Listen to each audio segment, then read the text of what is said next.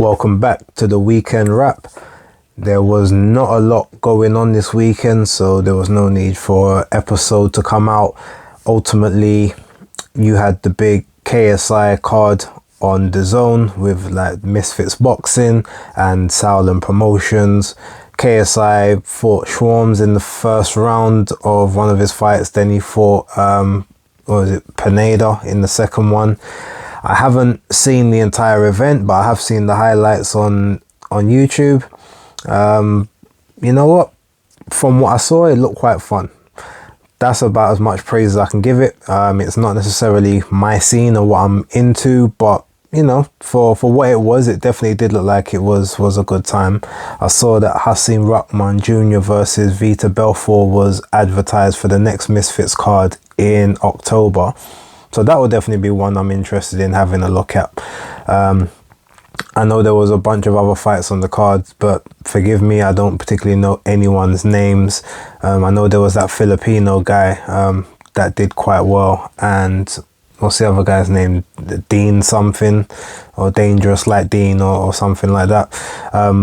Those two performances quite stood out, and I see that Deji's finally got his first win from this boxing thing, so big ups and congratulations to him, I suppose. Now we've got to see if we can get that Deji versus Travis fight set up to, you know, as the prelude to Travis versus KSI. We'll see where we go with that, but yeah, I'll be pushing on that the same as the rest of the team. Outside of that, let me talk about the card that took place in America, the Top Rank card, which was headlined by Richard Commey and Jose Pedraza. On the undercard of that was Torres Jr. Now, for the life of me, I can never remember his first name, but I remember the small heavyweight from the previous Olympics who got stopped by Jalilov. Now, his performance was very telling to me. Something I'm going to break down in the breakdown that I'll do on Tuesday with Tony on the Undefeated channel.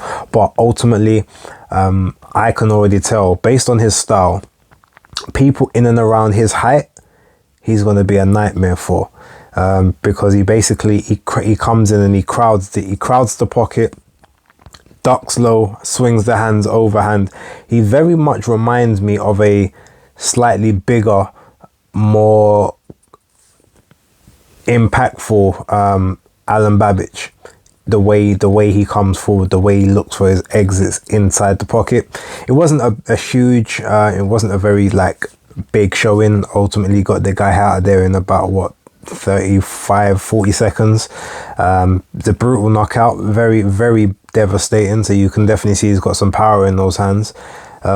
His worst style matchup is going to be against a tall guy that's got enough power to stop him from being able to exit that pocket or make him hesitant, because his best attribute is literally swarming on the inside, making you uncomfortable and stopping you from throwing. Anyone that's got a ramrod jab that will keep him at bay, or that will make him have to think about how he's going to, you know, get on the inside and then detonate a straight right, or even someone that's maybe good with the uppercut when he's crouching, those are definitely going to be his kryptonite guys. But I can definitely see him potentially doing something in the division moving forward. I don't know to what level, but it will definitely be fun to watch. He's definitely one that's going to add some spice to the division. The same with Bakadir Jalilov, and you know, sort of those other kinds of guys. Zan Kusabutsky as well. That's another big guy. I mean, Frank Warren hasn't done much with him yet, but I'm waiting for him to sort of come out for his next set. Murat Gassiev as well, if he finally, you know, comes off the injury reserve, that would be another, you know, very interesting guy to add to the mix coming from those cruiserweight divisions. But let's talk about the main event. To me, this was actually a very, very good fight. It was a lot better than I thought it would be, and I thought that Jose Pedraza was employing very weird, dangerous tactics in the first 3 rounds. He was literally fighting on the inside with Richard Commey. There was very little movement. He was tucked up on the inside, high guard, and he was just trading with Commey. And I was like, this isn't your style. Like, why are you doing that?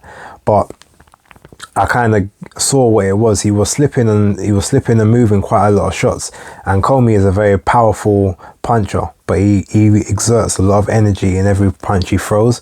So I feel as if Pedraza was basically trying to take some of his best shots early to get used to them, wear him out a little bit, sort of drain down the gas tank a little bit, and then starting playing movement from sort of like round 4, which is when he did sort of offset and he started to hit and move.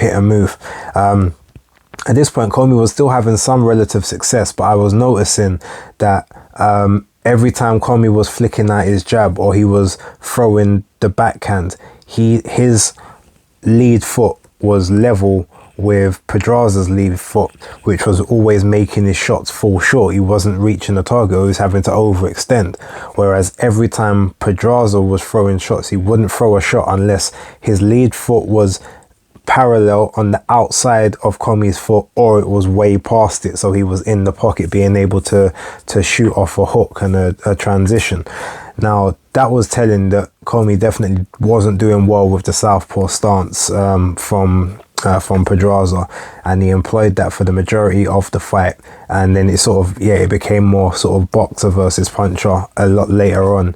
But then rounds 9 and 10, it devolved back into more of a slugfest type affair.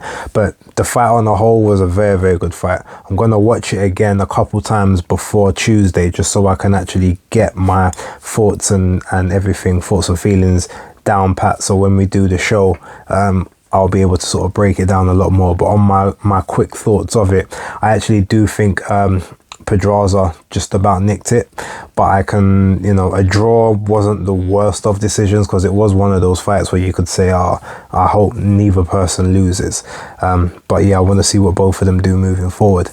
That was pretty much all there was in terms of boxing action over the weekend. So there wasn't any major stories that came out. The only thing that I can really think of was the George Foreman story. Like, if you know, you know. But he did address that like a month ago, saying that was about to come out and he's going to be fighting those allegations and whatnot. So it's not something I particularly want to talk about right now. Also, just before I go quickly, I want to do a quick shout out to my boy over there in the US, Joe Habib from Ringside Reporter Live. I did a very long live with him earlier on today, discussing AJ's current place within the UK society, and whether the UK is falling out of love with him, where some of the backlash stems from, and kind of, can he get back to previous status? Has he lost a lot of the fans? Does he have more than people think? Is it an illusion? How's his relationship with Sky Sports and whatnot? So if you want to see that, I'm going to leave the link below to Ringside Reporter's channel, and yeah, please feel free to watch. But for now, that's the weekend wrapped up in a nutshell. I will be back on Wednesday with more content. I'm going to be shooting some stuff tomorrow and on Tuesday outside of the undefeated stuff, so that's ready to get uploaded on Wednesday. I won't tell anyone why, but in one of those videos I will tell you sort of why I'm going to be able to ramp up the promotion and the content moving forward. Wednesday's obviously going to be a very sort of long and busy and emotional day for me. For those of you who will know why, you know why. For everyone else, don't worry about it. It's not important to you. So I will get something up first thing in the morning for you guys, and then back on Friday, then Saturday, Sunday, and that's going to be the pattern moving forward. So yeah, thanks for watching. That's the weekend wrapped, and I'll see you on the next one.